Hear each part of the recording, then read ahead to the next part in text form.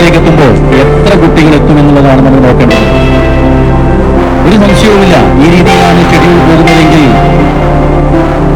പരിശീലനം ലഭിച്ച കുട്ടികളായാലും അല്ലാത്ത കുട്ടികളായി കഴിഞ്ഞാലും പരിക്കുമെന്തിക വശങ്ങളിലും തന്നെ കായികാധ്യാപകരുടെ ആവശ്യങ്ങൾ ഒരു തരത്തിലും ഒരു അധ്യാപക സംഘടനയും പരിഗണിക്കാനുണ്ടാവില്ല. അതിനുള്ള മുദ്രാവാക്യങ്ങൾ അതുകൊണ്ട് ചില അധ്യാപക സംഘടനകൾ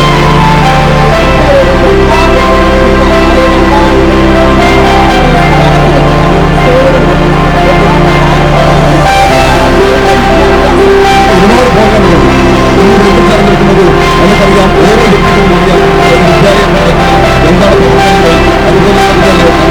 ഇന്നത്തെ അവസ്ഥ നമുക്കറിയാം. ഇത് വ്യക്തമായി ബോധമുള്ളതുകൊണ്ടാണ് ഓരോ അധ്യാപകരും ഇത് നമ്മുടെ ആദ്യത്തെ ധരണയല്ല. ഇതിനു മുൻപ് വിവിധങ്ങളായ ദിവസങ്ങളിൽ നമ്മള് വിവിധ വർഷങ്ങളിൽ നമ്മള് ധർണകൾ നടത്തുകയുണ്ട്. പ്രിയപ്പെട്ട കായിക അധ്യാപകർ, നമ്മുടെ പ്രധാന മുദ്രാവാക്യം നിലനിൽപ്പിനായി അണിചേരുക, നീതിക്കായി പോരാടുക. അത് തികച്ചും പ്രസക്തമാണ്.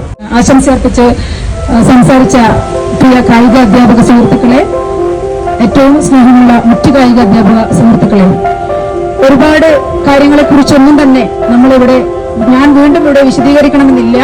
നമുക്കറിയാം, തൊട്ടടുത്തുള്ള എല്ലാവർക്കും അറിയാവുന്നതാണ്. കാരണം കുട്ടികൾ അത്രമാത്രം ഇഷ്ടപ്പെടുന്ന ഹെൽത്ത് ഈസ് വെൽത്ത് എന്നാണ് നമ്മൾ അറിയപ്പെടുന്നത്, പഠിച്ചിട്ടുള്ളത്. ഈ വെൽത്ത് നമുക്ക് നേടണമെങ്കിൽ അതിന് നല്ലൊരു ട്രെയിനർ വേണം. ആ ഒരു ട്രെയിനർ ഇല്ലാത്ത ഒരു അവസ്ഥയിലാണ് പല വിദ്യാലയങ്ങളും ഇന്ന്. പ്രാധാന്യമുള്ള ഒരു കാര്യമാണ് നമ്മൾ ചെയ്തുകൊണ്ടിരിക്കുന്നത്.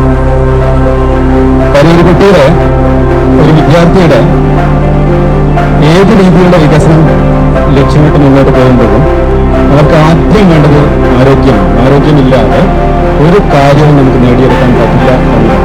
ശാരീരിക ആരോഗ്യത്തിലൂടെ മാനസികാരോഗ്യത്തിലും